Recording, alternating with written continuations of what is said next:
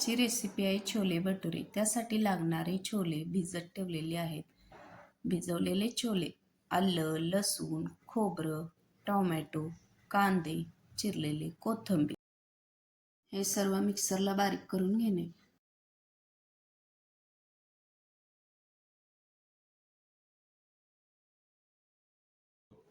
फोडणीसाठी कुकरमध्ये तेल, चिरलेला कांदा,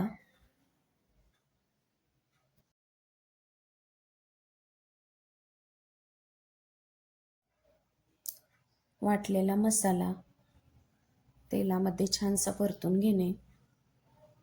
तेल सुटेपर्यंत परतून झालं की लाल तिखट, मीठ, हळद हे सगळं घालून परत छानसं परतून घेणे.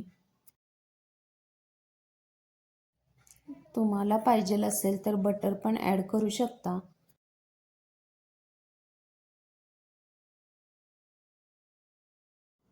त्यामध्ये मसाल्याचं पाणी,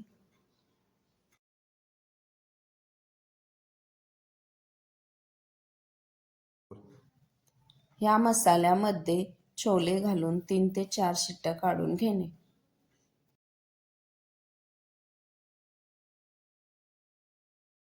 ही रेसिपी आवडली असेल तर सोनालीज किचनला लाईक करा, शेअर करा, सबस्क्राईब करा.